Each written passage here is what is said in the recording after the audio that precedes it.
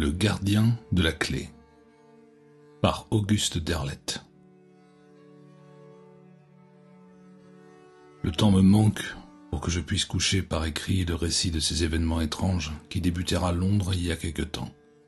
Le temps me manque car même maintenant la mer et le vent font rage autour du navire et nous lui sommes livrés puisque nous nous trouvons au milieu de son élément. Si toutefois ce que je crains est vrai, et comme le professeur Shrewsbury l'a affirmé, je pense qu'il n'y a pas de connaissance véritable, car après tout, qui peut dire quelle est la part de vérité et de fiction en toute chose? Il est des légendes plus anciennes que l'homme. Comment alors sont-elles parvenues jusqu'à nous si ce n'est par l'entremise d'une intelligence extra-humaine? L'homme les a modifiées, transformées et replacées dans sa propre mythologie.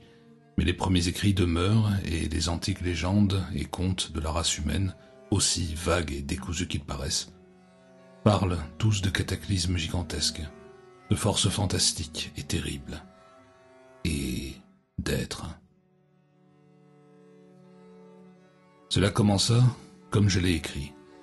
Il y a seulement quelques semaines, à Londres, bien que le temps m'ait semblé plus long, tant il se passa de choses durant cet intervalle. À peine mon roman outré, Ceux qui veillent sur l'autre côté, venait-il d'être publié, qu'il avait déjà obtenu ce genre de succès mineur qu'obtient un roman que l'élite ne prise pas suffisamment pour être prise au sérieux, et qui n'est cependant pas assez léger pour être considéré comme un simple divertissement. Les critiques l'ont acclamé, les chroniqueurs lui ont adressé leurs douces louanges, et le public, submergé par l'avalanche de nouvelles fantastiques et de romans à clé, l'accueillit avec enthousiasme. En conséquence, je me préparais à quitter mon appartement relativement modeste de Soho, quand tard dans la nuit, un coup furtif à ma porte me fit quitter mon bureau, alors que j'étais en train de construire laborieusement un second roman, dans la même veine que le premier. Je me levai quelque peu fatigué, et j'ouvris la porte à un homme âgé dont l'aspect était plaisant, quoique assez lugubre, sans pourtant être menaçant. Ses cheveux étaient longs et blancs et son visage était rasé de près. Son nez était fortement romain, son menton presque prognate. Je ne pouvais distinguer ses yeux car il portait des lunettes noires avec des rabats sur les côtés qui les dissimulaient complètement à ma curiosité. Au-dessus de ses lunettes apparaissaient des sourcils broussailleux et grisonnants. Il parla d'une voix distinguée. « Je suis le professeur Laban Shrewsbury.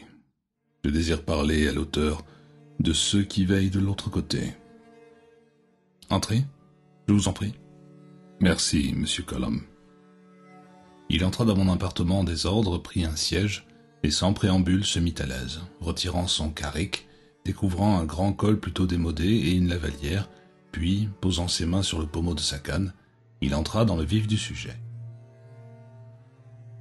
« Il eût été sans doute préférable que je vous prévienne par écrit de ma venue, monsieur Colum, mais mon temps est compté, et j'ai pensé que l'auteur d'un tel livre serait de nature suffisamment audacieuse pour comprendre.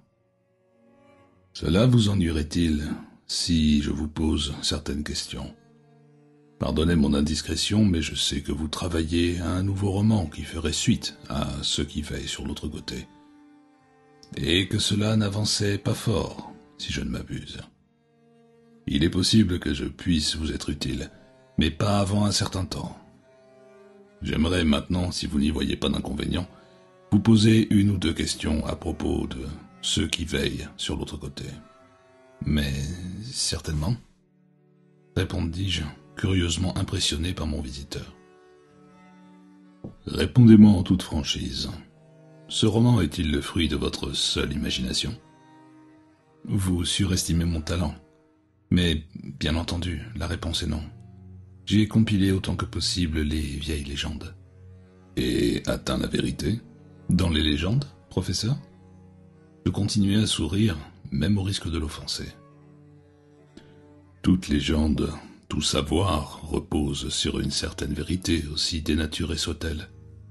Elle est retransmise de génération en génération, et l'on peut constater de surprenants parallèles entre les légendes de différents peuples. Vous avez dû vous en apercevoir, mais peu importe. Dites-moi plutôt, depuis la publication de votre roman, vous êtes-vous toujours senti en parfaite sécurité? Bien sûr, répondis-je sans hésiter. Mais une arrière-pensée me troubla. Y avait-tu certains soirs? Je n'en suis pas aussi sûr. Vous avez été suivi en plusieurs occasions, ou, si je puis dire, pourchassé, par les secrets habitants d'un monde auquel vous n'avez jamais rêvé, sinon dans les fictions qui naquirent de votre plume par pure coïncidence. Vous voyez, je le sais, monsieur Cullum, parce que, en 2 de ces occasions, j'ai moi-même suivi vos poursuivants. Quel dommage que vous n'ayez pu les voir. Vous ne pouvez en avoir vu de semblables, et vous n'auriez pas oublié l'aspect troublant de batraciens de leur tête comme de leur corps tout entier. Je l'observais avec amusement. J'avais eu l'impression très nette d'avoir été suivi plus d'une fois. J'avais attribué cette impression à mon imagination trop vive, mais je me trompais, car j'étais bel et bien suivi. Aussi ai-je songé que mes poursuivants appartenaient à la pègre de Whitechapel, de Wapping ou de Limehouse, et cela me confirma dans ma détermination de quitter Soho. Comme s'il lisait dans mes pensées, mon visiteur dit alors « Mais ils vous suivront où que vous alliez, monsieur Cullum, croyez-moi. » Étrangement, j'eus l'inexplicable conviction qu'il savait et qu'il était peut-être le seul à pouvoir m'offrir la possibilité de fuir. Je sais que vous êtes aventureux. Je sais que vous êtes courageux au-delà de la normale. J'ai eu vent de vos exploits lors de 2 voyages d'exploration auxquels vous avez pris part. Je ne viens donc pas au hasard. Mais, évidemment, ces exploits et votre nature aventureuse ne suffisent pas pour que je puisse m'intéresser à vous. Cependant, ajoutez au fait que ce soit vous, Nayland Cullum, qui avez écrit Ceux qui veillent sur l'autre côté, cette disposition est essentielle en regard de mon projet. Plus modestement, je suis à ma manière un explorateur, mais mes explorations ne se rattachent pas aux choses de ce monde. Je ne suis pas concerné par les régions mystérieuses et inconnues de la Terre, si ce n'est dans la mesure où elles peuvent être reliées aux espaces extérieurs qui retiennent tout mon intérêt. Mais il y a quelque part sur cette terre une région cachée que je dois découvrir, et j'ai jusqu'à présent seulement trouvé le fil qui me mènera au gardien de la clé de ce lieu. Et de quelle région s'agit-il? Si je le savais avec certitude, je n'aurais pas besoin de la rechercher. Peut-être les Andes, le Pacifique Sud, le Tibet ou la Mongolie, peut-être encore l'Égypte ou les déserts d'Al-Arabie, peut-être même à Londres. Mais laissez-moi vous expliquer la nature de ma recherche. Il s'agit de l'endroit inaccessible où Cthulhu repose, attendant le moment où il pourra de nouveau se dresser et étendre sa domination sur la Terre et peut-être sur ses planètes sœurs. Mais Cthulhu est une légende, le fruit de l'imagination d'un écrivain américain, Lovecraft, il me semble. C'est votre opinion, beaucoup d'autres la partagent, mais considérez ces parallèles. Les représentations des divinités maléfiques qui se ressemblent si étrangement dans l'art des indigènes de Polynésie et des Incas du Pérou, des anciens habitants de la vallée du Tigre et de l'Euphrate et des Aztèques du Mexique. Il n'est pas nécessaire de poursuivre cette énumération. Non, ne m'interrompez pas. Il continua à parler de légendes et de connaissances ancestrales avec une ardeur embarrassante et une persuasion qui tout d'abord me firent douter de leur réalité, mais finirent non sans réticence de ma part par me convaincre. Il parla de certains cultes maléfiques issus des âges préhumains qui subsisteraient en des lieux étranges et désolés. Ces cultes étant dédiés aux anciens, ces inimaginables êtres de terreur qui avaient combattu les anciens dieux dans leur domaine lointain, entre les étoiles d'Orion et du Taureau, et avaient été exilés sur des étoiles et des planètes lointaines. Le grand Cthulhu qui attend en dormant dans une forteresse qui pourrait être le royaume englouti de R'lyeh. Astour l'indicible qui vient du lac de Hali, dans les Yad. Nyarlathotep, l'épouvantable messager des ancêtres, Shub-Niggurath, la chèvre aux 1000 chevreaux, symbole de fertilité, Ithaka, qui régit les asilés, apparentés au fabuleux Wendigo, Yog-Sothoth, tout en un et un en tout, qui n'obéit pas aux lois du temps et de l'espace, le plus grand parmi les anciens. Tous rêvant des lieux secrets au temps où ils pourront à nouveau l'emporter sur les anciens dieux et une nouvelle fois gouverner à servir la Terre ainsi que les planètes et les étoiles sœurs de l'univers, dont la Terre n'est qu'un fragment infinitésimal. Puis il évoqua les serviteurs des ancêtres, ceux des profondeurs, les Vormis, l'abominable Migu, les Shoggoths, les Shantak, et des terres ignorées des cartographies comme Enkai, Kadat dans le désert glacé, Carcosa et Yantley, et enfin la rivalité entre Cthulhu, Astur et leurs adeptes. En dépit de ce flot de paroles, je me rendis compte qu'il en savait plus qu'il ne voulait bien le dire. Je l'écoutais avec un intérêt grandissant, conscient de ce pouvoir étrange et inquiétant, sensible au-delà de l'affectation quasiment hypnotique de sa voix et de ses gestes et de la conviction qui se dégageait de ses manières et de ses paroles. Une force que je sentais intuitivement et qui donnait poids et autorité à son discours. Je l'écoutais sans jamais l'interrompre, parler de vieux livres et d'incunables qui donnaient accès à la réalité de l'autre côté de la légende, les manuscrits pnacotiques, le Unausprechlichen Kulton de von Junst, le culte des Ghouls du comte d'Erlet, le texte d'Orlier, et en dernier le fabuleusement rare Necronomicon de l'arabe fou Abdul al-Azred. Soudain, après avoir parlé de ces choses secrètes, parcourant un formidable arcane de connaissances résultant d'une somme considérable de recherches, il s'interrompit au milieu d'une phrase, dans l'attitude de celui qui écoute attentivement. Il se leva et prit la liberté d'éteindre la lumière. « Vous entendez, monsieur Cullum ?» Je m'efforçais d'écouter dans l'accablante obscurité. Était-ce mon imagination ou entendais-je réellement un curieux bruit de pas traînants, presque sautillants, provenant du vestibule de l'immeuble? Ils m'ont suivi jusqu'ici. Venez. Il se dirigea vers une fenêtre donnant sur l'entrée de l'immeuble. Je m'approchai de lui et ensemble nous regardâmes en bas. Il n'y avait personne dehors à l'exception de 2 personnages étrangement voûtés passant sous la lumière blafarde qui semblaient traîner le pas et se dandiner, ce qui me permit de juger de leur physionomie hectique, atroce et repoussante. Si je vous disais que viennent de passer 2 de ceux des profondeurs, croiriez-vous toujours que je sois victime de mon imagination débridée, monsieur Cullum? Je ne sais pas. Mais je savais pertinemment que ce qui se mouvait dans le brouillard londonien était quelque chose d'incroyablement maléfique. Une aura maléfique semblait même flotter dans la rue. Comment saviez-vous qu'ils étaient là? Je le savais aussi bien que je connais ce livre. Il prit un livre sur mon bureau en dépit de l'obscurité. Cette page manuscrite, ou ce stylo. Et pour rien au monde, ils ne nous lâcheront d'une semelle, car ils n'ont pas l'intention de nous abandonner à notre propre sort. Peut-être se doutent-ils de mes desseins, qui sait. Et quels sont vos desseins? Me risquai-je à demander, quelque peu surpris par cette vision sinistre dans l'obscurité d'une chambre peu familière. J'ai besoin de quelqu'un comme vous pour m'aider à découvrir le gardien de la clé. Je dois vous mettre en garde car le chemin sera périlleux non seulement pour le corps mais aussi pour votre esprit. Les instructions que vous allez recevoir pourront vous sembler folles, cependant elles devront être suivies à la lettre.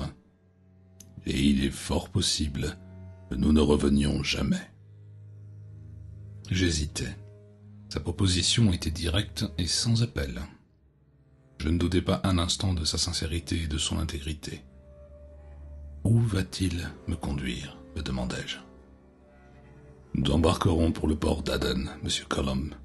Mais peut-être souhaiteriez-vous avoir une preuve irréfutable de mon aptitude à voir et à prévoir les dangers qui nous entourent. Ne vous alarmez pas, je vous prie, monsieur Cullum. Mes pouvoirs sont érudits et cependant ils pourront vous surprendre. » Il alluma la lumière et se tournant vers moi, il ôta ses lunettes noires. Le choc que je reçus me mena presque au bord de l'hystérie. Le cri étranglé qui m'échappa se perdit dans le silence terrifiant alors que je m'efforçais de retrouver mon calme. En effet, le professeur Laban Shrewsbury, bien que m'ayant déjà donné une éclatante démonstration de l'excellence de sa vision, n'avait pas d'yeux, et à la place de ses yeux se trouvaient seulement les puits noirs de ses orbites vides. Calmement, il remit ses lunettes.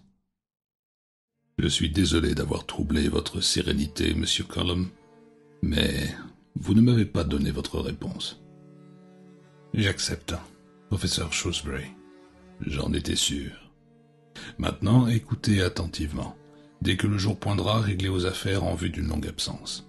Prenez toutes vos précautions car il est probable que vous ne serez pas de retour avant un certain temps, des mois, peut-être une année, peut-être plus. Y voyez-vous quelque inconvénient? Non. Très bien. Nous partirons dans 2 jours de Southampton. Serez-vous prêt à temps? Je le pense. Je dois maintenant vous avouer que nous avons d'étranges alliés dans notre quête, Monsieur Colomb, et d'encore plus étranges instruments de combat. Tout en parlant, il sortit de sa poche une petite fiole d'hydromel doré qu'il me pressa d'accepter. Conservez-la précieusement, car ce qu'elle contient a la propriété, même pris en infime quantité, d'accroître l'étendue de tous vos sens et de permettre à votre esprit de se mouvoir en toute liberté pendant votre sommeil. Puis il me donna une petite étoile à 5 branches qu'il me présenta comme une sorte d'amulette qui me protégerait aussi longtemps que je la porterais sur moi. Des êtres tels que ceux des profondeurs, bien qu'elles soient sans pouvoir contre les anciens eux-mêmes. Il ajouta un petit sifflet en pierre aux formes curieuses qu'il venait de me confier. En bien des circonstances, Monsieur Colomb, ce sifflet sera votre arme la plus puissante. Quand viendra le moment où vous serez en danger de mort, sans aucun recours, prenez un peu de cet hydromel, gardez la pierre étoilée sur vous et soufflez dans ce sifflet pour immédiatement après proférer ces mots. Ia Hastur, Hastur, Sfayak Vultum, Vultag Vultum, Ai Hastur. Les oiseaux biaki viendront et vous mèneront en lieu sûr. Si les mignons des ancêtres sont partout, quelle terre d'asile reste-t-il? Il y en a une où nous sommes à l'abri, et pourtant nous n'y sommes pas. Je veux parler de Celaeno. Il sourit avec condescendance à la vue de mon incrédulité et mon étonnement. Je ne vous en veux pas de me croire dérangé, Monsieur Colomb. Je vous assure solennellement que ce que je vous dis est la pure vérité. Hastur et ses mignons ne sont pas assujettis aux mêmes lois de temps et d'espace que celles auxquelles nous obéissons. La formule qui sert à les appeler sera entendue, croyez-moi, où que vous soyez, et elle ne restera pas sans réponse. Et maintenant, désirez-vous vous reposer, Monsieur Colomb? Je hochai la tête lentement, fasciné contre toute raison, contre ma volonté et ma faculté de jugement. Pourrez-vous me rejoindre à Southampton après-demain? Notre navire est le Princess Ellen, disons à 9 heures du matin. Une somme d'argent sera déposée à votre compte avant que je quitte Londres. Elle sera suffisante. Montez sur le Princess Ellen, même si je ne suis pas au rendez-vous. Je vous rejoindrai en temps voulu et ne vous alarmez pas si je tarde à reparaître, même si l'attente vous pèse. Les réservations ont été faites. Et laissez-moi vous prévenir, une nouvelle fois, du danger qui vous attend. Croyez-moi, il n'est jamais bien loin. Ils savent, depuis que votre livre est paru, que vous êtes dangereux pour eux, ou que vous pouvez le devenir.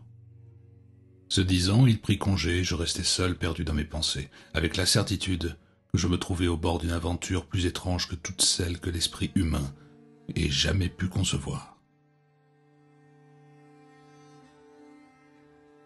L'extrême monotonie du monde quotidien et prosaïque ne nous afflige guère, excepté lorsqu'un contraste saisissant nous permet d'établir une comparaison. Il n'est pas sans danger de comprendre que la patine qui recouvre toute chose ne fait que masquer les luttes qui ne cessent d'opposer les forces distinctives du bien et celles du mal, inconcevables et nébuleuses, qui sommeillent depuis toujours au seuil de la conscience. Et ces forces veillent non seulement sur l'âme humaine, mais sur le monde lui-même, convoitant la domination de ces terres et de ces mers, et par-dessus tout des espaces interstellaires et de tout ce qui gravite dans le cosmos. Je restai une grande partie de la nuit à méditer les choses que m'avait confiées le professeur Laban Shrewsbury, et celles encore plus effroyables qu'il n'avait fait que suggérer. Les heures profondes de la nuit se prêtent complaisamment au surnaturel, à l'enchanté, au terrible. Mais la raison, la connaissance pratique qu'un homme acquiert pendant les 30 premières années de sa vie, ne peuvent être aisément abandonnées au profit d'un savoir nouveau et contradictoire. Mon visiteur avait été à peine plus qu'une créature de la nuit, aussi persuasif que fut son récit. Je ne savais rien de lui, bien que j'eusse en ma possession les choses curieuses qu'il m'avait données. Il m'était cependant possible de m'informer. Mon vieil ami Henry Pilgore possédait l'une des bibliothèques les plus érudites. Malgré l'heure tardive, je demandai d'une cabine téléphonique les villages de Somerset où il demeurait. Il me pria de patienter le temps de rassembler les informations qui étaient en sa possession. Mais je n'eus pas à attendre longtemps. Le nom du professeur Shrewsbury figurait dans ses registres. Bill Gore me donna un aperçu de sa biographie, évoquant sa maison à Arkham, dans le Massachusetts, ses relations avec l'université de Miskatonic, son existence errante après qu'il eut quitté son poste d'enseignant, son travail d'érudition, approche des structures mythiques et des derniers primitifs en relation avec le texte d'Hurlier, et finalement il disparut en septembre 1938, présumé mort. Présumé mort. Ces mots résonnèrent longtemps dans mon esprit, mais je ne pouvais douter que mon visiteur avait été assurément le professeur Laban Shrewsbury. Qu'en était-il des choses qu'il m'avait données ? L'hydromel, avait-il affirmé, possédait d'étranges propriétés, aussi c'est avec précaution que j'ouvris la fiole, et que je déposai une goutte sur mon doigt pour ensuite la goûter.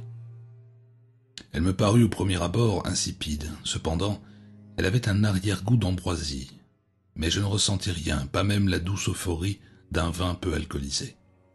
Déçu, je reposai la fiole et m'assis à nouveau dans l'obscurité de ma chambre. Dans le lointain, Big Ben sonna 2 heures. Il me restait à peine une journée à passer à Londres si je comptais me trouver au quai de Southampton à 9 heures le lendemain. Mais le doute commençait à m'assaillir, et je me mis à douter de la sagesse de ma décision et commençai à considérer mon engagement comme de la folie.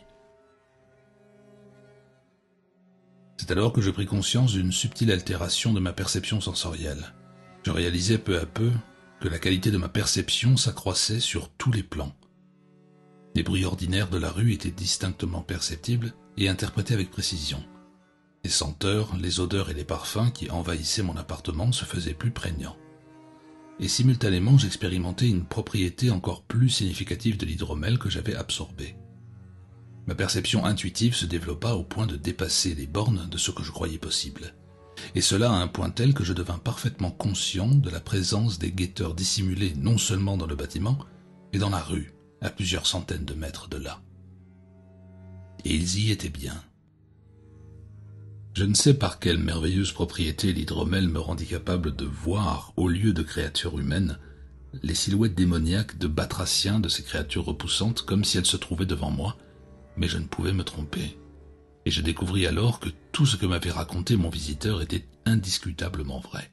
Peu importait maintenant le contenu hautement fantastique de ses paroles. Et tout cela était lié à l'effroi le plus glacial, le plus bouleversant pour l'esprit, car la perspective illimitée d'une horreur ancestrale et puissante, les concepts inconnus, les êtres monstrueux sous-entendus par le professeur Shrewsbury étaient plus qu'angoissants pour l'entendement humain. Ce qui advint alors ne peut trouver aucune explication logique ou scientifique. Je tombai dans un état de somnolence durant lequel se déroula un rêve des plus animés. Je me vis faire mes bagages en vue d'un voyage imminent, écrire une lettre à mon éditeur pour lui expliquer que je quittais Londres pour plusieurs mois, recommander par lettre à mon frère de s'occuper de mes affaires pendant mon absence et enfin m'esquiver de mon appartement en parvenant non sans peine à semer mes poursuivants. Bien plus, je gagnai rapidement Waterloo Station et une fois les formalités douanières terminées, je pris le train pour Southampton où je me retrouvai sur les quais, puis à bord du Princess Helen, non sans être frappé de stupeur et d'effroi en réalisant que, bien que j'eusse semé mes poursuivants à Londres, d'autres me filaient à Southampton. Tout ceci, dis-je, était un rêve de l'espèce la plus saugrenue, sans rien de comparable avec mes précédents rêves.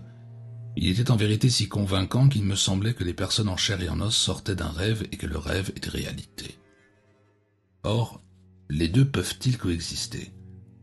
Plus tard, je me rappelais les commentaires du professeur Shrewsbury relatifs aux étranges propriétés de l'hydromel doré, qui n'était pas, j'en suis maintenant convaincu, une invention humaine, mais provenait de quelques lieux lointains, hors de ce monde, de ces lieux cachés dans le cosmos où les ancêtres vivent encore, attendant indéfiniment de revenir dans le paradis d'où ils furent chassés il y a une éternité de cela. En effet, je ne me veillais pas dans mon appartement de Soho, mais dans ma cabine à bord du Princess Helen, avec le professeur Shrewsbury à mes côtés. Par je ne sais quel pouvoir outré qui résidait derrière ces extraordinaires lunettes noires, il devina la raison de mon étonnement. « Je vois que vous avez goûté l'hydromel, monsieur Cullum. Vous pouvez maintenant apprécier ses qualités. » Ce n'était donc pas un rêve. Il hocha la tête. Tout ce que vous avez rêvé était l'exacte vérité. L'hydromel rend une partie de vous-même capable de se séparer de sa contrepartie. Vous aviez alors le pouvoir de vous voir en train d'effectuer les préparatifs de votre départ. Ce n'est peut-être pas un mal que vous ayez écouté l'hydromel. Il vous a permis de comprendre combien vous étiez surveillé et suivi. De plus, il vous a donné la possibilité de semer vos poursuivants. Mais nous ne resterons pas longtemps sans être poursuivis. Vous pouvez en être sûr. Il attendit que je me remette quelque peu de ma surprise et que je réalise dans quelle situation surprenante je me trouvais entraîné. Puis il poursuivit. Nous voguons en direction du port d'Aden, en Arabie, comme je vous l'ai annoncé il y a 2 nuits. D'Aden, nous gagnerons soit l'antique Tima, que Pline, peut-être vous en souvenez-vous, désignait comme étant la cité des 40 temples, sur la nature desquels nous devons nous interroger, soit la région qui entoure Salalah, la capitale estivale du sultan de Muscat et d'Oman, afin de rechercher une fabuleuse cité souterraine, une cité ensevelie qui a été dénommée la cité sans nom par la plupart des archéologues. Il s'agit des régions habitées autrefois par les Iramites, il y a de cela 20 à 30 siècles. Dans les environs, nous pourrons découvrir la presque légendaire Irem, la cité des colonnes que visita l'arabe Abdul al-Azred pendant son séjour dans le grand désert austral, le Roba el-Khaliyeh, ou espace vide des anciens, qui est aussi dans le Dahna, ou désert cramoisi des Arabes d'aujourd'hui, et qui est censé abriter des esprits maléfiques tout autant que ses protecteurs et des monstres qui sèment la mort et la terreur. Vous trouverez significatif que ces prétendues légendes d'esprits maléfiques et de monstres se répètent particulièrement depuis qu'elles corroborent curieusement les thèmes centraux des cycles mythiques de Cthulhu, où que nous allions, et quelle que soit la direction que nous prenions. Vous pourrez en conclure, comme je le fis autrefois, qu'il n'y a aucune forme de coïncidence. Je l'assurais que je prêtais un crédit croissant aux choses étonnantes qu'il essayait de m'inculquer. Évidemment, ma totale adhésion dépendait des vérifications qu'il me serait loisible d'effectuer. Cela, bien que j'eusse déjà l'intuition de ce que l'avenir me réservait. Il parlait maintenant du travail de l'arabe Abdul al-Azred, du livre Al-Azif, qui est devenu le Necronomicon. Nul n'était allé aussi loin dans la révélation des mystères de Cthulhu et de son culte, de Yog-Sothoth et bien sûr des ancêtres. Le livre qui circula en grand secret après la mystérieuse disparition d'Al-Azred et sa mort en l'an 731 de notre ère évoquait des choses si terribles que l'esprit humain pouvait à peine les concevoir et que même s'il le pouvait, il préférerait les rejeter immédiatement plutôt que de inclure dans le champ du possible tous ces événements qui réfutent nombre des principes fondamentaux sur lesquels s'édifie l'humanité et relèguent l'homme à une place encore plus insignifiante que celle qu'il occupe présentement dans le cosmos. Bien plus, l'œuvre était d'une nature telle que toutes les autorités ecclésiastiques, sans distinction de confession, l'ont condamnée, et ont combattu avec une telle sévérité sa diffusion en la détruisant sans merci, que seul un petit nombre d'exemplaires des versions grecques et latines peuvent être encore consultés, et celles-ci sont toutes enfermées dans diverses institutions. La Bibliothèque nationale de Paris, le British Museum, la Bibliothèque de l'Université de Buenos Aires, la Widener Library d'Harvard, la bibliothèque de l'université de Miskatonic, à Arkham. L'original en arabe fut perdu il y a plusieurs siècles, vers 1228, lorsque Olaus Wormius en fit la traduction en latin. Le professeur Shrewsbury avait lu l'œuvre entière dans les versions latines et grecques, et il espérait découvrir quelque part en Arabie une copie de la version arabe, si ce n'est le manuscrit original qui, affirmait-il, n'avait pas disparu, mais était resté en possession d'Al-Azred. L'exemplaire qui avait servi à Wormius ayant, lui, bel et bien disparu. Telles étaient les spéculations du professeur, et il semblait avoir des raisons pour aboutir à une telle conclusion. Aussi s'employait-il à me démontrer que la possession de l'inestimable manuscrit était le but immédiat de l'expédition en Arabie. Il n'était pas douteux que le professeur Shrewsbury n'ait quelque idée derrière la tête, mais il ne laissa rien percer de ses intentions. En effet, le doute naquit en moi qu'aussi ouvert que pouvait l'être le professeur Shrewsbury lorsqu'il parlait du mythe de Cthulhu et de ce qui l'entoure, il n'en disait guère plus qu'un palimpseste. Quoi qu'il en dise, il pensait secrètement découvrir soit Irem, soit la cité sans nom, que l'on assimile à des villes telles que Timna ou Salalah. C'est alors qu'il me donna les transcriptions tapées à la machine de certaines parties du Necronomicon. Il s'assit patiemment pendant que je lisais. Je parcourus rapidement les nombreux feuillets qu'il m'avait tendus, mais j'en lus suffisamment pour comprendre la signification des fragments qu'il avait traduits. Que celui qui parle de Cthulhu se souvienne qu'il a pu paraître mort. Il dort et pourtant il ne dort pas. Il est mort et pourtant il n'est pas mort. Tout endormi et mort qu'il fascine, il se dressera à nouveau, et nouveau, il sera dit que n'est pas mort ce qui a jamais dort, et au long des siècles peut mourir même la mort. Et encore, le grand Cthulhu s'élèvera d'Hurlier, Astour l'indicible reviendra de l'étoile noire qui se trouve dans les Yad, près d'Aldébaran, l'œil rouge du taureau. Nyarlathotep mugira éternellement dans l'obscurité dont il a fait sa demeure. Shub-Niggurath pourra engendrer ses 1000 chevreaux, et ils étendront leur domination sur toutes les nymphes des bois, les satyres, les elfes et le petit peuple.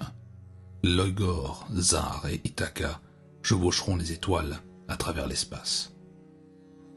Et plus loin, celui qui est en possession de la pierre à 5 branches pourra lui-même commander aux êtres qui grouillent, nagent, rampent, marchent ou volent, et même la source d'où l'on ne revient pas. Il y avait plus loin de troublants paragraphes annonçant le retour des anciens et évoquant la dévotion des mignons qui les servent, certains sous un aspect humain, d'autres sous des apparences plus étranges. On trouvait d'autres noms au fil de ces pages qui transperçaient d'effroi. Ubosatla, Azathoth, le dieu aveugle et idiot, Tawil, Tsatogwa, Ktuga, et d'autres encore qui tous évoquaient une effarante théogonie, un panthéon effrayant de gigantesques créatures, en rien comparables aux hommes, aussi anciennes, et si cela était possible, plus anciennes que la Terre, ou même que le système solaire, si familiers aux astronomes de notre temps. En effet, après avoir achevé la lecture de ces pages, je n'éprouvais plus tellement le désir de poursuivre. Aussi prétextai-je une certaine lassitude pour les lui rendre. Mon compagnon me recommanda alors de prendre quelque repos, alors que lui, ne semblant pas avoir besoin de sommeil, vaqua aux quelques préparatifs qui lui restaient à accomplir. Mais avant que j'aille me coucher, il me mena sur le pont et marcha en ma compagnie, me priant de regarder en contrebas et d'observer l'eau attentivement. Nous n'étions pas seuls dans notre voyage, car un banc de gros poissons, qu'en premier lieu je pris pour des marsouins, apparaissait de temps en temps autour du navire. Et lorsque je parlais de marsouins, le professeur Shrewsbury sourit sardoniquement sans plus d'explication. Il me vint à l'esprit, au bord du sommeil, qu'il n'était pas commun de rencontrer un banc de marsouins si près d'Innsmouth, et je crus alors connaître la nature de ceux qui nageaient furtivement autour du Princess Helen, même si je me refusais à l'admettre d'emblée. Et lorsque je m'endormis, je me mis à rêver. Mais cette fois, mes rêves furent d'un style assez différent de celui de ces remarquables rêves éveillés inspirés par l'hydromel doré. Un curieux rêve peuplé d'êtres horribles et effroyables, ceux des profondeurs, qui peuvent évoluer sur terre comme dans les eaux, d'immenses créatures aux ailes de chauve-souris volant très haut dans le ciel, quelque chose d'amorphe et inspirant la terreur qui veille au plus profond des océans. De vastes continents engloutis, des cités perdues ensevelies aussi vieilles que la mouvance des sables, recelant quelque chose qui pour nous est d'une valeur inestimable. Un rêve d'envol et de poursuite, et d'une fin inévitable, au terme de laquelle on ne pouvait échapper aux plus effrayantes créatures qui épiaient si opiniâtrement chacun de nos pas.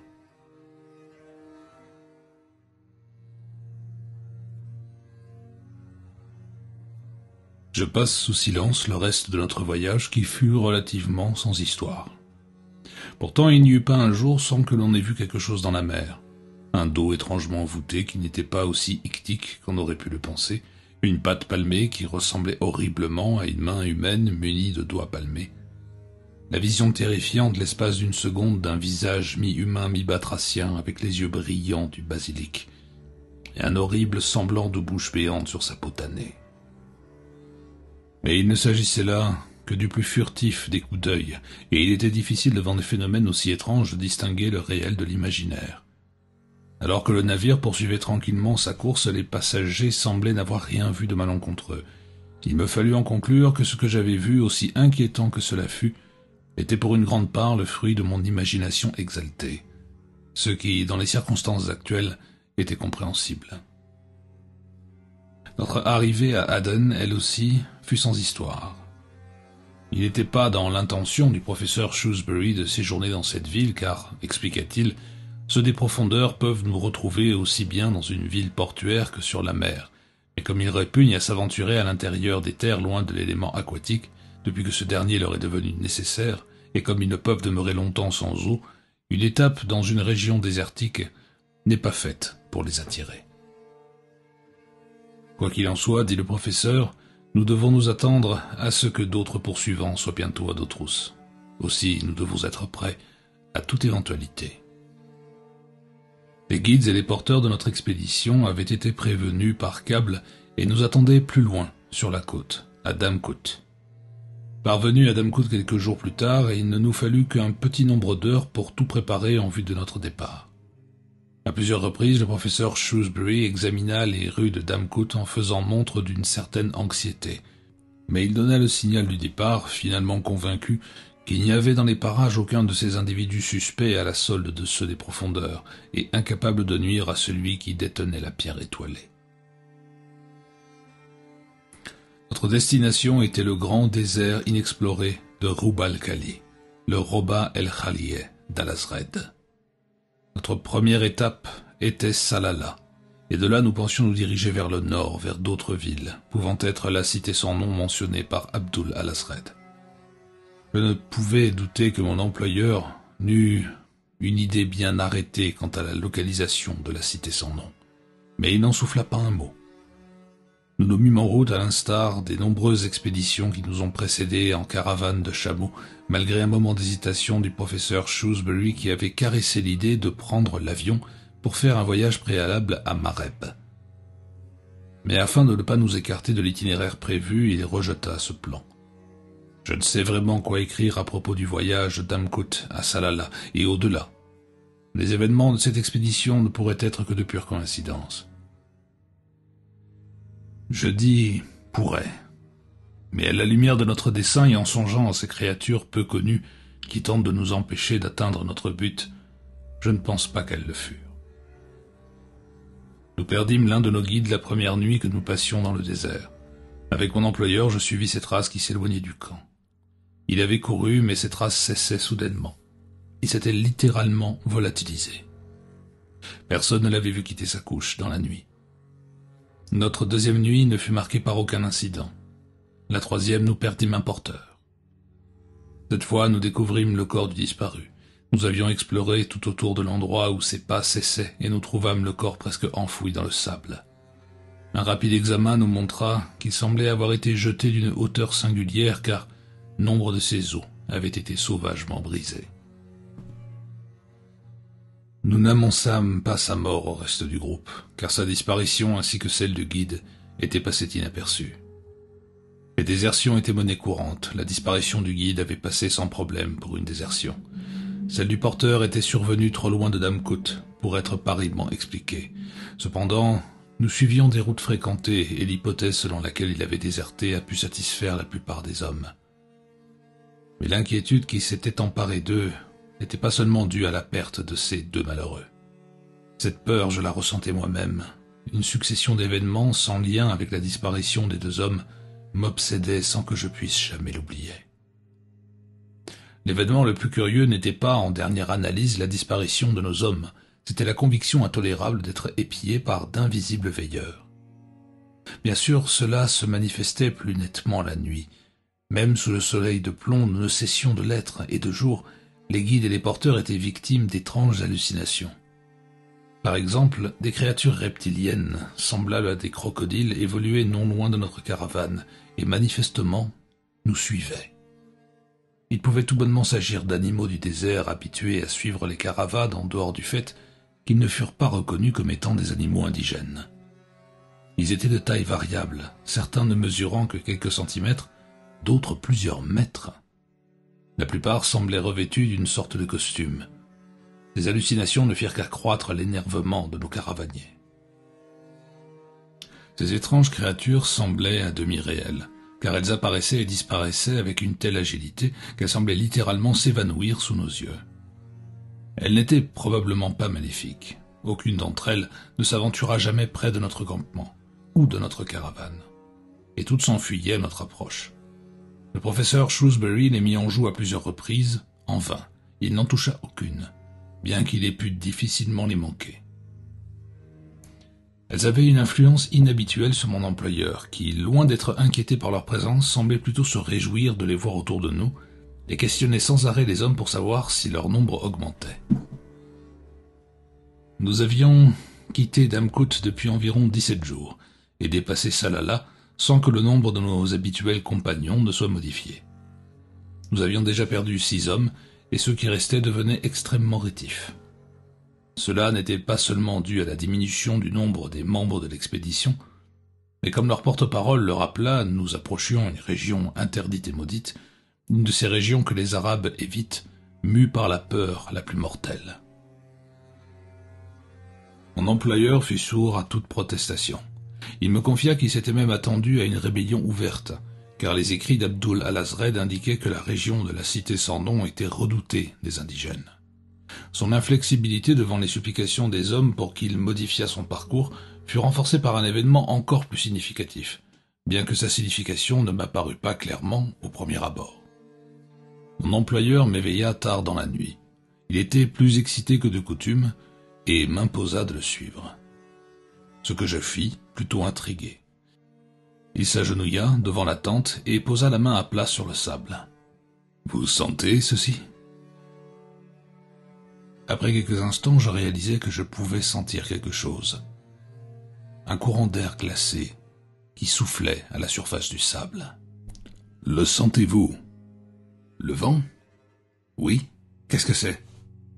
Le vent spectral d'Al-Azred. Un récit s'y rapporte dans le Necronomicon. Il y en a un autre dans les écrits de H.P. Lovecraft. Tous deux indiquent la même origine, la cité sans nom. D'où vient-il ? Presque plein nord. Telle sera notre direction demain. Nous ne sentirons pas le vent de jour, mais il soufflera de nouveau la nuit. Si nous le suivons, il nous conduira à notre but. Alors commencera notre véritable travail, Monsieur Callum. Seulement alors. Et j'ai bien peur que nous ne restions seuls. Aussi faudra-t-il nous assurer de nos chameaux et de nos vivres, qui nous seront absolument essentiels, pour retourner à Salalah. Le lendemain matin, nous nous écartâmes des frontières de l'Oman pour pénétrer au cœur du Rub al-Khali. Les hommes murmuraient, ils se montrèrent renfrognés toute la journée. Mais malgré la peur qui les hantait, ils étaient toujours avec nous lorsque la nuit tomba. Le nombre de nos étranges compagnons du désert augmenta, mais ils montrèrent une grande aversion pour l'oasis où nous avions dressé notre campement pour la nuit. Une nouvelle fois, au courant de la nuit, mon employeur chercha le vent spectral. Il soufflait plus fort maintenant, suffisamment pour agiter la toile de nos tentes, mais nous n'étions pas les seuls à en être conscients. Dès qu'il se mit à souffler, peu après le coucher du soleil, les hommes le sentirent et commencèrent à gémir comme des vieilles femmes, à tel point que le professeur Shrewsbury fut contraint de leur parler, ce qu'il fit en arabe, m'expliquant plus tard ce qui s'était passé avec eux.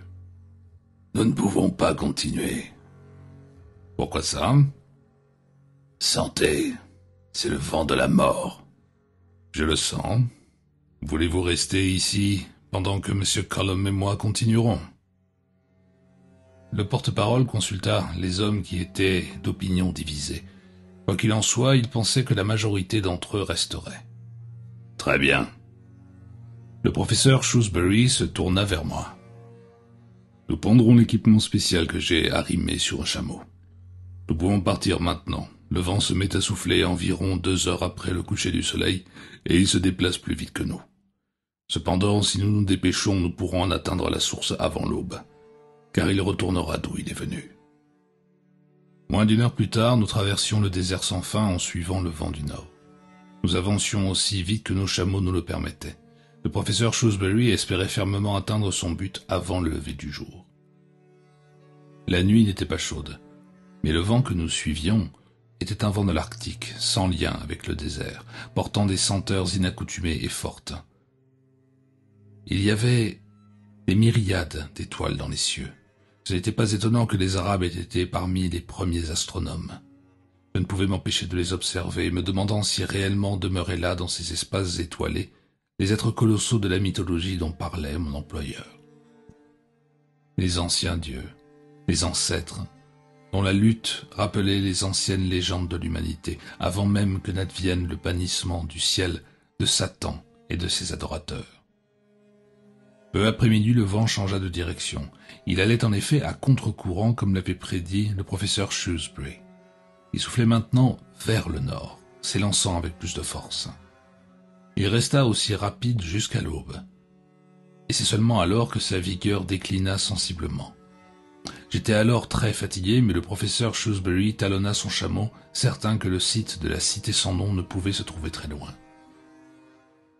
Son assurance n'était pas déplacée, car peu de temps avant que ne tombe ce vent froid, il s'exclama et désigna un point qui semblait être une pierre solitaire émergeant de l'immensité de sable sur lequel commençait à se lever le soleil aveuglant. J'aurais pu m'en douter, car l'atmosphère électrique et maléfique qui m'entourait indiquait que nous venions d'atteindre le but que le professeur Shrewsbury s'était fixé. Il s'agissait bien d'une cité perdue, et les quelques pierres que laissait paraître de place en place le sable mouvant parlaient obscurément d'une civilisation antique, bien antérieure à l'ère chrétienne. Je me demandais comment mon employeur espérait descendre dans la cité cachée. Il n'y avait aucune chance d'atteindre les rues au moyen des pelles et des pioches que nous avions emportées. La cité était trop profondément enterrée. Et ce problème ne m'occupa que quelques instants, car le professeur Shrewsbury ne descendit pas de sa monture. Au contraire, il suivit le vent déclinant, talonnant anxieusement son chameau. Il me distança, me laissant trouver seul mon chemin parmi les pinacles de cette cité ensevelie. Lorsqu'enfin il mit pied à terre, il s'était considérablement éloigné. Je le rejoignis à l'entrée d'une caverne largement béante au milieu des dunes. Lorsque, à mon tour, je mis pied à terre, le vent avait cessé de souffler, s'engouffrant dans l'ouverture qui donnait sur des marches couvertes de sable. De là émanait une obscurité complète, et le froid qui en sortait annonçait l'atmosphère raréfiée d'en bas. Le professeur Shrewsbury avait presque déchargé le chameau qui, attaché au mien, avait retardé ma course. « Est-ce là ?»« C'est là. Je le sais, parce que je suis déjà venu ici. »« Mais alors, pourquoi cette recherche ?»« Parce que je ne suis jamais venu par voie de terre, mais par les airs.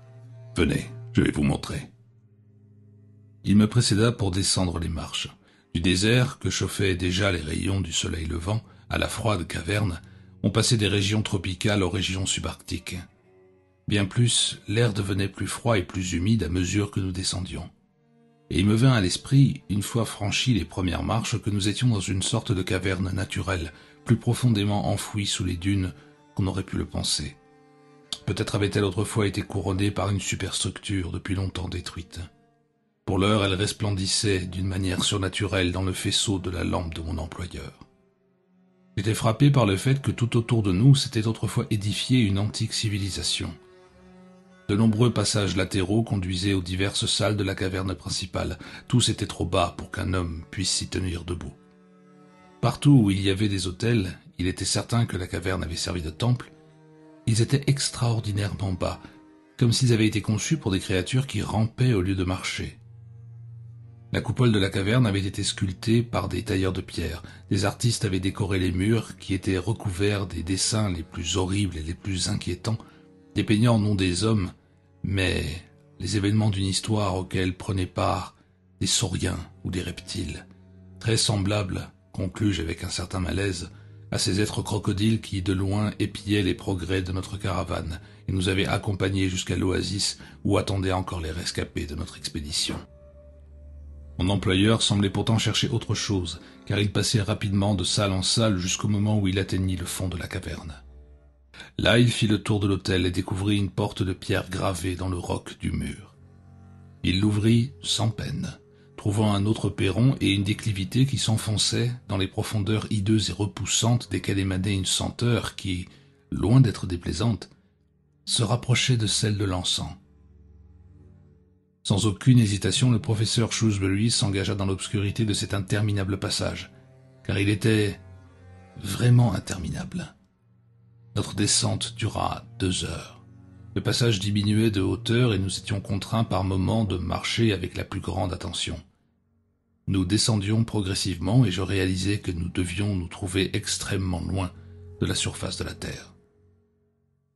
Nous avons fini par atteindre une plateforme sur laquelle nous pouvions à peine nous tenir debout. Puis nous traversâmes en rampant un large corridor dont l'une des faces semblait faite de verre, et qui pourtant n'en était pas. Ces caisses n'avaient manifestement pas été réalisées par des hommes. De la taille d'un cercueil, elles étaient disposées le long des murs et du sol du passage. Mon employeur allait de l'une à l'autre fiévreusement et s'arrêta finalement devant l'une d'elles, l'examinant attentivement. Il braqua dessus le faisceau de sa lampe et me fit signe. « Ne soyez pas surpris par ce que vous allez voir, monsieur Cullum. » Ce que je vis alors aurait difficilement pu être plus surprenant. C'était bien la dernière chose que je pensais trouver derrière la pseudo-vitre de la caisse. Un jeune homme de nos contemporains, approximativement de mon âge, et si ses vêtements pouvaient être un critère, soit un Anglais, soit un Américain, avec une préférence pour ce dernier. Est-ce un rêve? Ou une illusion? Non, monsieur Cullum. Pas plus que celui-là. Pas plus que cet autre. Grand Dieu! 3? Comment ces cadavres sont-ils venus ici? Ce ne sont pas des cadavres. Mais ils ne sont certainement pas vivants. Souvenez-vous de l'inexplicable couplet d'Alasred. N'est pas mort ce qui a jamais d'or, et au long des siècles peut mourir même la mort. Non, ils ne sont pas morts. Mais aussi paradoxal que cela puisse paraître, ils ne sont pas non plus vivants. Ils furent déposés ici pour attendre le moment où leur force vitale, leur conscience, leur esprit, appelez ça comme vous voudrez, leur sera rendu. Car ceci est le secret des oiseaux Biaki. Ils ne volent pas à Selaeno, mais ici dans le domaine d'Astour où les corps de ces jeunes hommes sont préservés. Ils reviendront bientôt de Selaeno, et ensemble nous franchirons l'ultime étape de cette incroyable quête qui nous mène maintenant au cœur du secret. Ce qu'il venait de dire me laissa pensif, me rappelant ses paroles à propos des Biaki et de leur réponse à l'appel du sifflet de pierre que j'avais dans ma poche. Mais où étaient-ils? Je lui posai la question. Il y en a peut-être ici, mais ils sont à Kadat, dans le désert glacé, sur le redouté plateau de Leng, et en d'autres endroits. Certains se déplaçant dans notre dimension, d'autres évoluant coextensiblement à une dimension différente. Et qui sont ces jeunes hommes? Le premier est Andrew Fellan. Il m'aida à Arkham. Le second est Abel Keane. Lui aussi me fut d'un grand secours à Innsmouth. Le troisième est Claiborne Boyd, qui entreprit une dangereuse mission au Pérou. Et le quatrième sera Nayland Cullum. Espérons que non.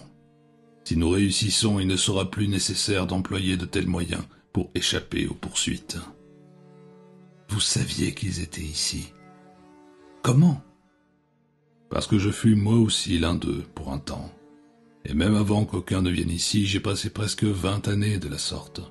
Je suis bien plus âgé que vous pouvez l'imaginer, monsieur Cullum, si nous ajoutons ces 2 décennies. Mais notre dessein n'est pas de nous attarder ici. Nous devons aller plus loin. Il y a plus bas des cryptes que je n'ai jamais vues. Il marqua une pause, le temps nécessaire pour ajouter à mon fardeau une partie du sien qui devenait trop lourd pour lui. Puis il se mit en route et de nouveau nous descendîmes des 3 escaliers de pierre. De nouveau nous nous mîmes à 4 pattes et avons rampé à travers des passages toujours plus étroits et profonds.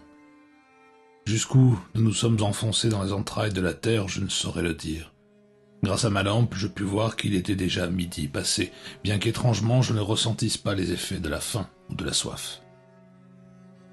Bien plus bas, non loin de l'extrémité du passage, les murs montraient d'intéressantes fresques de la plus grotesque extravagance. Là se déroulaient plusieurs scènes décrivant la cité sans nom dans un lointain passé. Il semblait que les représentations de la cité aient été réalisées par clair de lune, car elles donnaient une impression spectrale. Un examen de ces peintures révéla un monde caché et secret, sans conteste souterrain, où de grandes villes s'épanouissaient entre de hautes montagnes et des vallées fertiles. Ce pays voisinait avec les monolithes lunaires de la cité sans nom, dépeintes maintenant à l'époque de sa décadence. Les reptiles sacrés disparaissant, survolés par leurs esprits, tandis que des prêtres aux robes richement ornées maudissaient les eaux et les airs. Une terrible scène finale montrait un groupe émacié d'habitants sauriens de la cité sans nom, assis en cercle et pleurant un être humain. Dès lors, les murs gris et les plafonds étaient dépouillés de toute ornementation, ce dont je fus extrêmement heureux. Nous atteignîmes finalement une grande porte de bronze sur laquelle se trouvaient des inscriptions en arabe que mon employeur traduisit à voix haute. Celui qui est venu s'en est retourné. Celui qui a vu est devenu aveugle. Celui qui a percé le secret est devenu silencieux. Il demeurera ici pour toujours, ni dans les ténèbres, ni dans la lumière, que nul ne vienne le troubler. Il se tourna vers moi, et son excitation était visible, même dans l'obscurité de la salle. Qui d'autre, sinon l'arabe Abdul al-Azred, car lui seul est venu et a percé les secrets. Mais il a été tué, torturé et exécuté, sans aucun doute. La légende affirme qu'il fut saisi par un monstre invisible en plein jour et atrocement dévoré devant une grande assemblée. Telle est l'histoire que rapporte le biographe du XIIe siècle, Ibn Halikan. Mais il est plus probable que ce spectacle fût une illusion et que l'arabe fut amené ici pour subir son châtiment et connaître la mort, pour sa témérité à avoir révélé les secrets des ancêtres. Venez, nous allons entrer. La porte de bronze résista à nos efforts un certain temps, mais finalement elle céda, découvrant une petite pièce carrée dépourvue de tout mobilier, à l'exception d'un massif sarcophage de pierre. Le professeur Shrewsbury se dirigea sans hésiter vers le sarcophage et en souleva le couvercle, révélant des lambeaux de vêtements, quelques restes d'os et de la poussière. « Est-ce lui ?» Mon employeur acquiesça.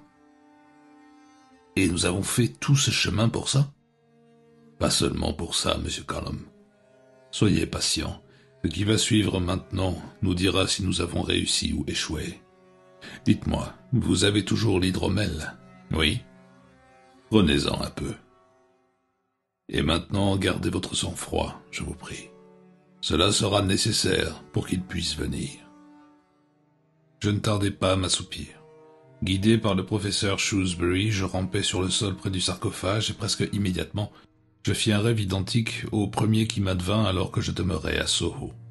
Une nouvelle fois, je me vis prendre part à une action dramatique encore plus outrée que la première, qui avait été essentiellement prosaïque. Je vis le professeur Shrewsbury tracer un cercle autour du sarcophage et de nous-mêmes, avec une large traînée de poudre bleue à laquelle il mit feu. Elle brûlait d'une manière tellement surnaturelle et avec un tel éclat que la pièce en fut illuminée et que le sarcophage ressortit en haut relief. Mon employeur exécuta alors une série de dessins cabalistiques sur le sol, près du sarcophage, l'encerclant complètement une nouvelle fois. Il sortit ensuite un certain nombre de documents qui ressemblaient aux transcriptions du Necronomicon qu'il m'avait donné à lire et il récita à voix haute l'un de ces passages.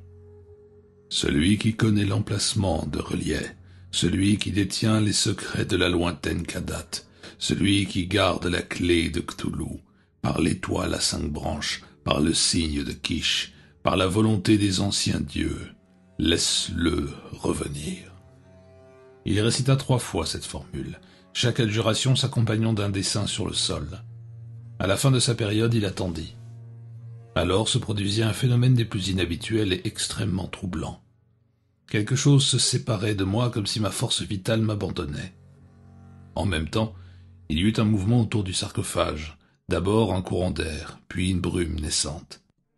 C'est alors que devant mes yeux, les lambeaux de vêtements du sarcophage commencèrent à se dresser et à reprendre forme dans la brume, qui devenait progressivement plus dense et plus opaque.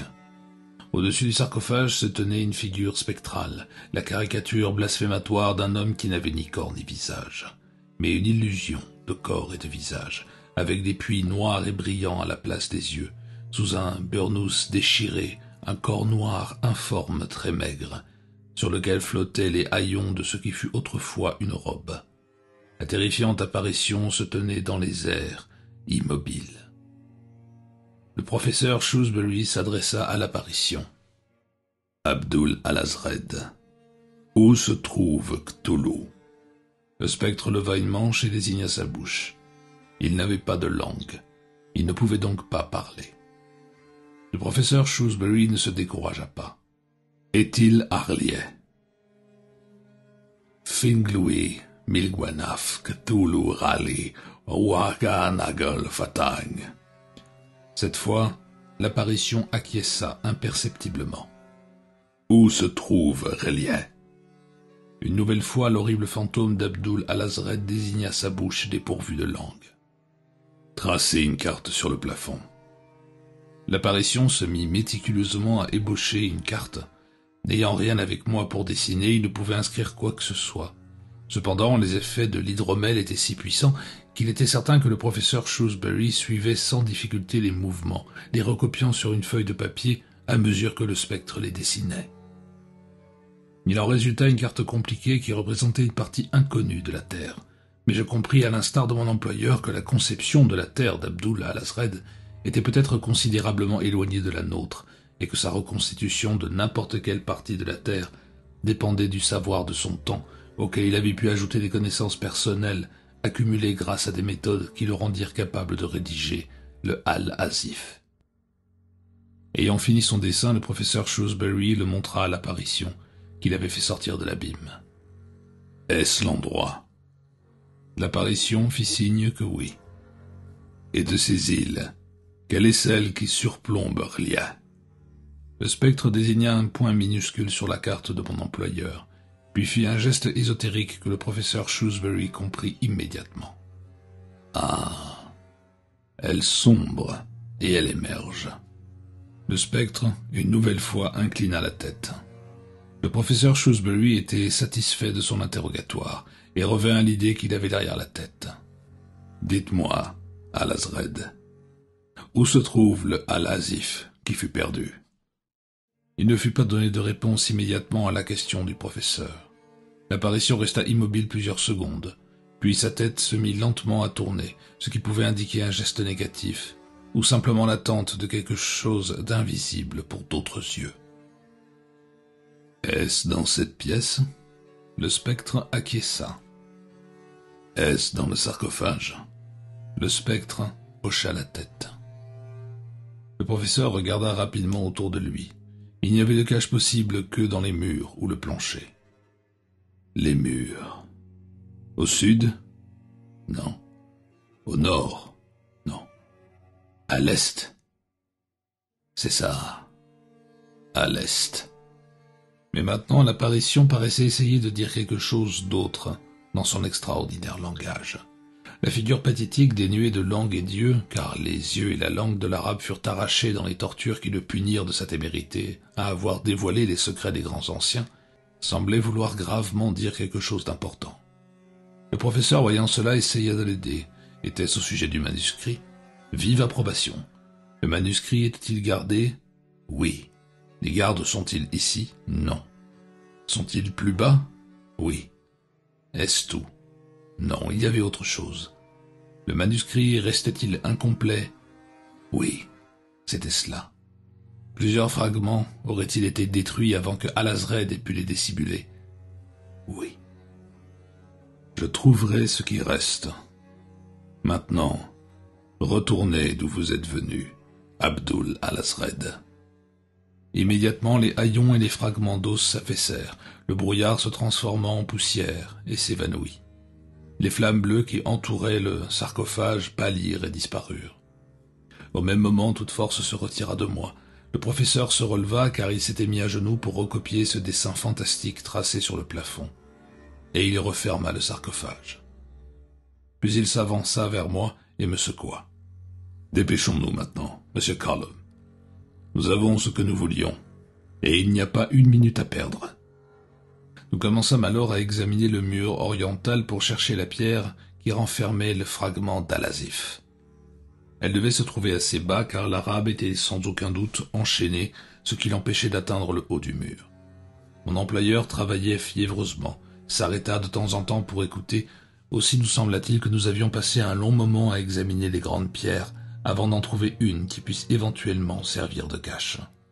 Cependant, cela ne fut pas aussi long que nous le pensions, et nous découvrîmes derrière la pierre le parchemin d'Al-Azif. Le professeur Shrewsbury le glissa rapidement dans son manteau, puis nous replaçâmes les pierres et quittâmes la pièce, refermant derrière nous la grande porte de bronze.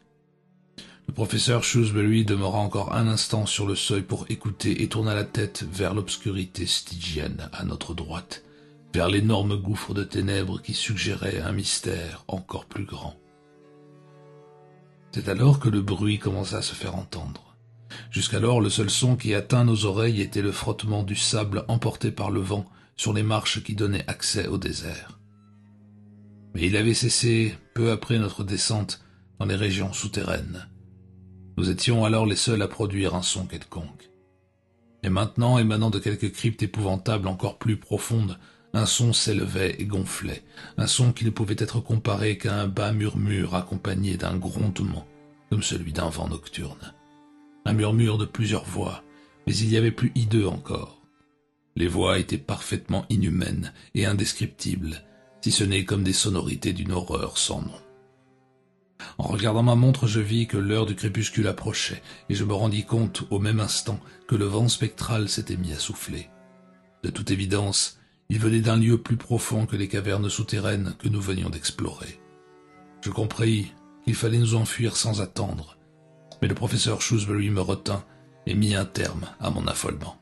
« Attendez, nous ne pouvons pas courir plus vite que lui. Alors, avec les pierres, nous sommes en sécurité. Réfugions-nous dans un passage jusqu'à ce que le plus fort du vent se soit apaisé. » Alors nous avons rampé dans l'un des passages secondaires et nous sommes restés là en silence, la lampe éteinte. Bientôt dans le corridor que nous venions de quitter se produisit une sorte d'illumination grise. Ce n'était pas une lumière et cela semblait émaner des murs, si bien qu'il nous fut possible de distinguer le mur le plus éloigné et de découvrir d'autres passages qui se séparaient du couloir principal. Puis le vent se mit à souffler. Il soufflait en rafales furieuses accompagnées de voix ensorcelantes qui ne cessaient de monter et résonner comme des clameurs, comme des cris et des incantations, comme des ululations et des gémissements emportés par le vent. En regardant fixement, il me sembla que le vent lui-même emportait avec lui des visages sans nombre, visages de sauriens, de reptiles et de batraciens, tous se plaignant de leur emprisonnement dans les cryptes qui surplombent la cité sans nom. Ils défilaient dans un flot sans fin, leur bouche bestiale grande ouverte, accusant ce destin qui les condamnait pour toujours à suivre le terrible vent spectral, dont la température arctique pénétrait l'endroit où nous nous tenions, nous glaçant jusqu'aux os. D'où venait-il? De quelles vastes étendues souterraines provenait ce vent qui hantait, la nuit, les places désertiques que peu d'hommes avaient foulées? Et par quelle sorcellerie furent-ils enfermés dans cet enfer ténébreux? Les fresques qui décrivaient le déclin et la fin de cette ancienne civilisation qui s'était édifiée avant l'ère humaine, disaient-elles la vérité? Et existait-il vraiment au plus profond de la terre un paradis souterrain comme celui qui est dépeint sur les murs, un paradis dans lequel brillait une lumière semblable à celle du soleil, où les jardins et les vallées étaient d'une fertilité inconcevable pour les hommes qui parcourent le désert? Ou bien, ce paradis avait-il disparu avant que les envahisseurs, ces mignons des êtres infernaux, peut-être adorés ou peut-être inconnus des habitants de ces lieux, n'aient conquis la cité sans nom?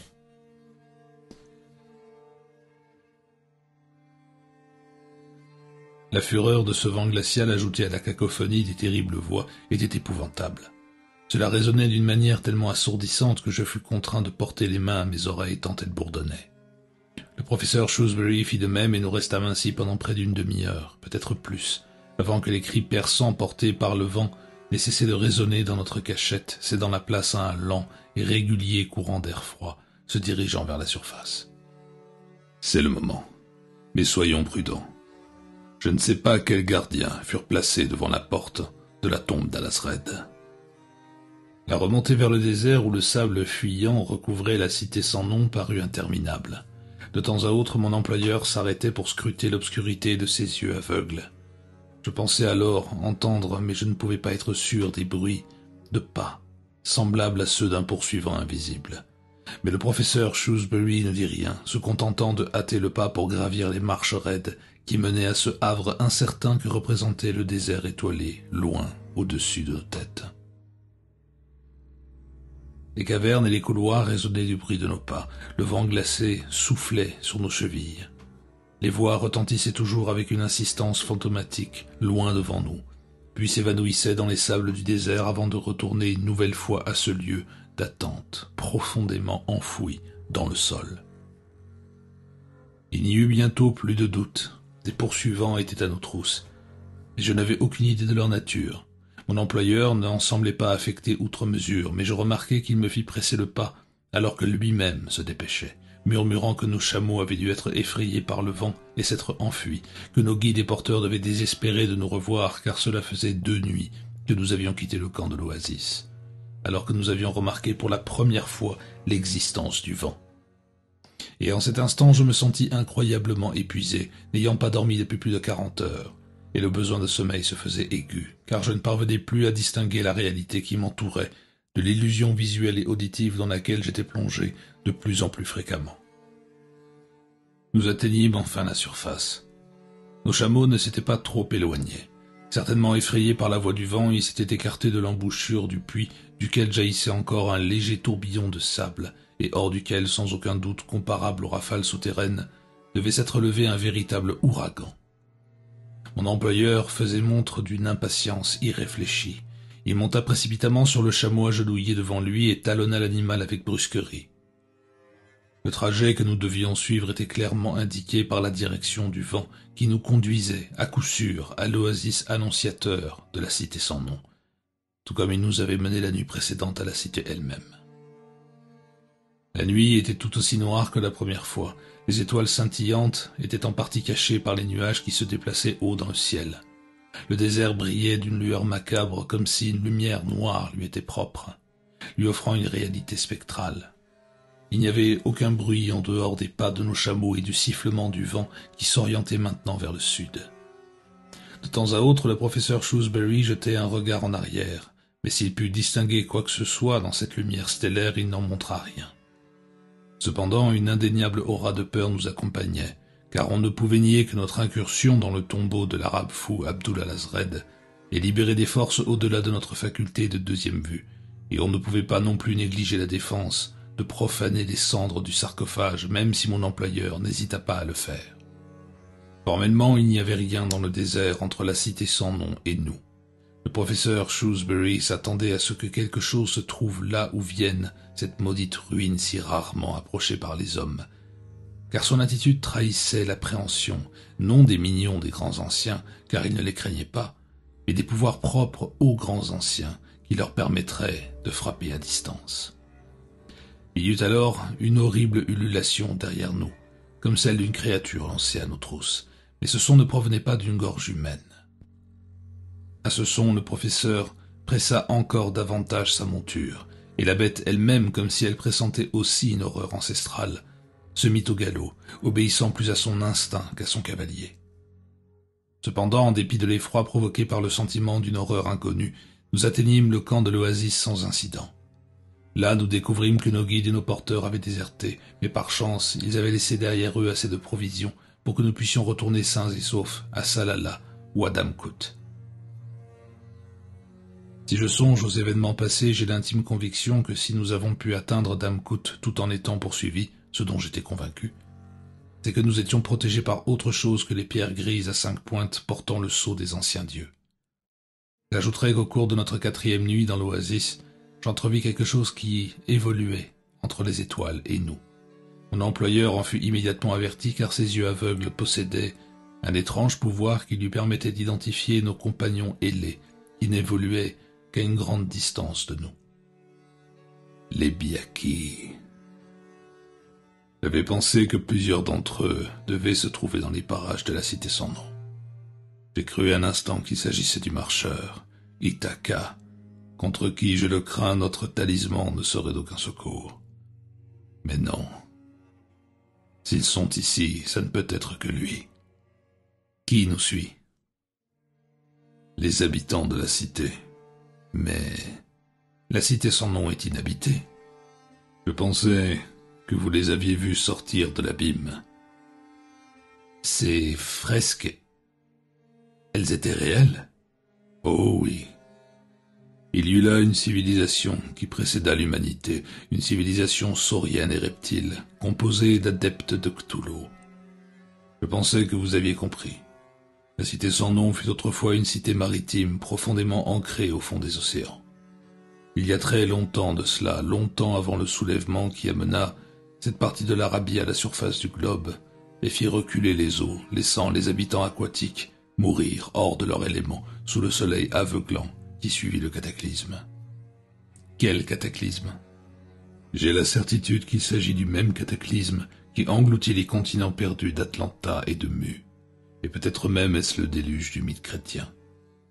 Je vous assure, monsieur Cullum, qu'il y a nombre de récits déroutants dans les livres anciens qui corroborent bizarrement les plus vieilles légendes qui se transmirent sous une forme ou une autre de génération en génération. Ainsi périrent en ce lieu les adeptes de Cthulhu, sauf ceux des plus lointaines profondeurs qui baignaient encore dans l'eau, et ce vent glacial qui souffle sur le désert et s'en retourne. Ils sont encore là, mais ils ne sont plus assujettis à nos lois dimensionnelles. Aussi nous poursuivent-ils sous la même forme qu'avant, que nous arrivions à la cité sans nom. Peu après, je cherchais à distinguer ces curieux êtres sauriens, et en effet ils nous entouraient, apparaissant et disparaissant avec une facilité insolite, se contentant de nous séparer de notre troisième chameau chargé d'une partie de nos provisions.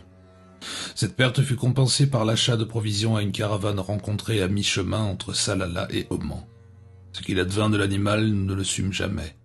Il avait été détaché, mais nos propres chameaux étaient indemnes, probablement parce qu'ils étaient près de nous. Les Biaki furent visibles 3 nuits de suite entre l'oasis proche de la cité sans nom et le port de Damcote, mais ils fuyaient la civilisation et ses villes. Cependant, ce fut dans les villes et le long de la côte que mon employeur craignait le plus d'être poursuivi, et immédiatement après avoir atteint Salalah, il fit une copie de la précieuse carte et l'envoya à Londres. Puis une seconde qu'il envoya à une adresse de Singapour, tous deux annonçant son arrivée. Les fragments du manuscrit restèrent en sa possession. Cela fait, il s'occupa du reste de notre voyage avec une parfaite égalité d'âme, tout en ne se faisant aucune illusion quant à sa nature. En cela, certainement, il n'était pas indûment pessimiste. En effet, bien que nos déplacements de Damcote à Mukalla et finalement à Aden fût comparativement sans problème et sans que nos craintes soient vérifiées, la traversée de la mer Rouge en direction de Suez et de la Méditerranée fut semée de toutes sortes d'embûches. Dès le début, le professeur Shrewsbury remarqua que les dockers occupés à charger le navire sur lequel nous embarquions, le Sanna, paraissaient curieusement déformés. La majorité d'entre eux donnaient l'impression de sautiller et de traîner le pas plutôt que de marcher normalement. Cela n'était sans doute pas trop visible, car la plupart des passagers qui les regardaient ne remarquaient rien. Mais pour un observateur, tel que mon employeur, la signification des traits des dockers ne pouvait lui échapper. Il était possible, expliqua-t-il, que leur présence ne soit qu'une coïncidence. Dans le Massachusetts, certaines villes côtières abritent un nombre surprenant de descendants d'un horrible croisement entre les indigènes et ceux des profondeurs. De telles expériences ne doivent pas être considérées comme limitées à une région du globe, car ces dockers ressemblaient à s'y méprendre à certains résidents d'Innsmouth, dans le Massachusetts, et de la région vallonnée de Dunwich, où d'autres peuples hybrides s'épanouirent autrefois. Mais les dockers ne nous causèrent aucun ennui. Ce fut seulement après avoir quitté Aden en direction de la mer Rouge que mon employeur comprit de quelle nature étaient nos poursuivants. Il ne vint dans ma cabine que la nuit dernière, très agité. « Vous les avez vus ?»« Ceux des profondeurs, à coup sûr. Mais il y a quelque chose d'autre. Écoutez. » Je n'entendis tout d'abord que le bruit du navire. Puis, lentement et insidieusement, je pris conscience d'un autre bruit qui ne provenait pas de la mer. Le bruit de pas se déplaçant à travers une grande étendue marécageuse. Des bruits lointains de pas et de vases. Vous entendez? Oui. Qu'est-ce que c'est? C'est quelque chose d'autre que ceux des profondeurs. Quelque chose contre quoi notre armure est trop fragile. Avez-vous l'hydromel doré et le sifflet? Vous vous souvenez de la formule? Parfait. Soyez prêts à les utiliser, mais le moment n'est pas encore venu. Tard le lendemain, au début de l'après-midi, un orage se préparait en poupe. Il s'abattit sur nous avec une fureur jusqu'alors inconnue. Du vent, des éclairs, du tonnerre et des torrents d'eau assaillirent le Sanna et la violence de l'orage ne cessa de croître. J'ai couché sur le papier ce récit afin qu'il puisse, à l'instar de mes affaires restées à Londres, servir de témoignage le jour de ma mort, bien que mon employeur m'ait assuré que les temps n'étaient pas encore venus. Il m'expliqua clairement que c'était une chose que de préparer notre évasion et une autre que de permettre le sacrifice inutile des passagers du Sana qu'il voulait sauver à tout prix. Le professeur Shrewsbury me fait signe qu'il était temps. Il avait pris de l'hydromel doré et tenait son sifflet. Je pus alors le voir de l'endroit où j'écrivais. Je pus l'entendre lancer son appel dans l'orage. Il se dressait littéralement contre le déchaînement de l'orage et des éléments, et recula seulement lorsqu'un tentacule sortit des profondeurs pour l'emporter. Alors apparurent les oiseaux. Grand Dieu, quels êtres, quelle progéniture d'un enfer oublié. Mais il enfourcha l'un d'eux sans crainte. Quelque chose frappa violemment le navire, quelque chose vint trop tard pour saisir sa proie. Je sais ce qu'il me reste à faire. Extrait du journal de bord du Sana. L'orage de vendredi a provoqué la disparition de 2 passagers, le professeur Laban Shrewsbury et Nayland Cullum, qui voyageaient ensemble. On les vit tous deux hors de leur cabine en dépit de la violence de l'orage et on pense qu'ils furent emportés dans la mer et noyés. Bien que l'orage se soit apaisé immédiatement après la disparition de ces passagers, on ne put retrouver aucune trace de leur corps. Les recherches se poursuivent.